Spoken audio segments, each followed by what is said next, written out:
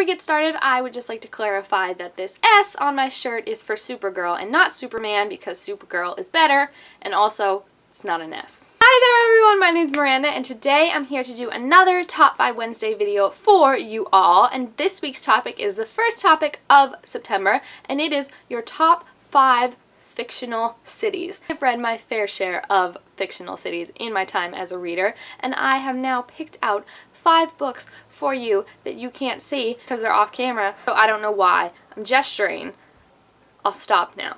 For my first city, I chose the city of Metropolis from Lois Lane Fallout, and also from Superman, but who cares about him, am I right? This book is all about Lois Lane, and it's actually when she first moves to Metropolis, so it's very interesting because we get glimpses of Mr. Clark Kent in this book, but he is not in Metropolis yet. He's out in his farm doing farmer things. He's having fun. But the city, it's just like a regular city, just like one we would live in or something like that, but it's just cool because of what you know is going to happen. It's just a really great introduction, I felt like, to Lois Lane, and also setting it like when she first moved there I think was really great because you got to see her kind of like acclimate to the city and really find out who she is and what she wants to do in the city. Next up, I have the Land of Oz from the Dorothy Must Die series, and this is not your typical Oz because everything basically is topsy-turvy. Good guys are wicked, the wicked guys are good-ish. Dorothy's power crazy, the Golden Brick Road is crumbling, and yet there's still kind of like this magic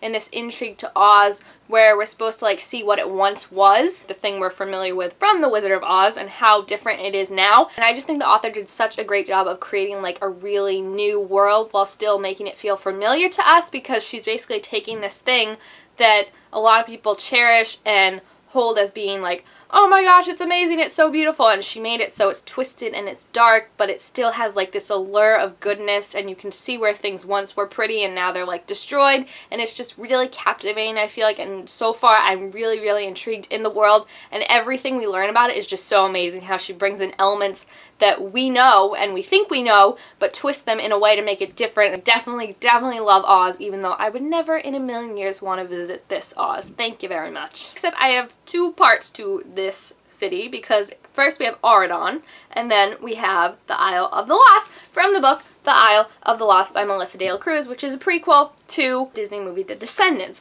If you haven't seen it, all you really need to know is that the Isle of the Lost is where all the villains were banished to, and now it's where they're raising their kids, and the story tells about Maleficent's daughter Mal, the evil queen's daughter Evie, Cruella de Vil's son Carlos, and Jafar's son Jay. But those are who we meet in the movie. They're still here in the book, they're the main characters, but the cool thing is like we get to see more of the characters that we didn't really get to see in the movie. Like we get to see Gaston's kids, he has twin boys, and we see all these other like sorts of villains' kids and how they kind of grow up to be like their parents and be different from their parents. I think it's just like a really cool place to think of, like the fairy tales we grew up reading, now they live somewhere and their kids are now alive and living somewhere and continuing on with the fairy tales. So I really liked it. So I'm kind of not sure if number 2 counts because technically it's a fictional city, but technically you could go visit it. And that is Algoe, which I'm not sure if I'm pronouncing that right, but it is a fictional city on a map of New York. Basically, a paper town is a town that was created on a map. So if the map was ever copied, they would know that it was copied from them because you see the map, that obviously if you're really making a map, you should know this town doesn't exist. And Algoe is one of those towns you could technically go visit it if you looked it up. I definitely want to go try that one day since I love paper towns so much. It's just like a general storefront or something like that,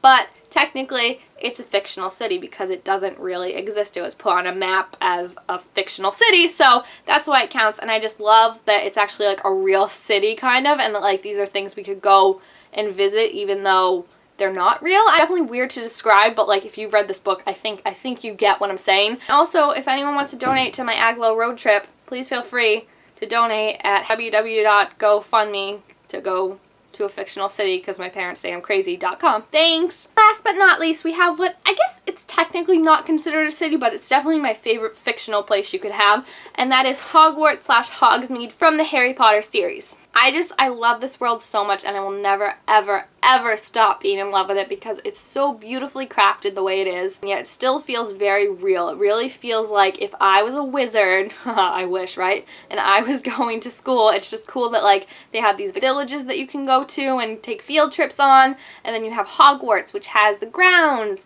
and the forest, and it just felt like very real. Even though it's about wizards, it still had a very good boarding school, like school atmosphere, I feel like. And I mean, mean, who doesn't want to go to Hogwarts? Like, if we found out that there was a real Hogwarts, not the one in Universal Studios, but like a real Hogwarts, you could run through a train station and be there, I would be the first one, all my belongings straight at that brick wall. Alright, so there you have it. Those are my 5 favorite fictional cities that I have read. I'm actually planning on going to one, hopefully, someday in the future. If you have read any of these books and love any of these fictional cities, please tell me down below what you think, and if you have any other fictional cities you'd like to add in, please leave that down below as well. Also, make sure to give this video, oh, it's falling, a thumbs up if you enjoyed it and want to see more Top 5 Wednesday videos. Make sure to subscribe to my channel down below to be told when I make all sorts of new videos. Yay! Thank you guys all so much for watching, and I will see you next time. Bye!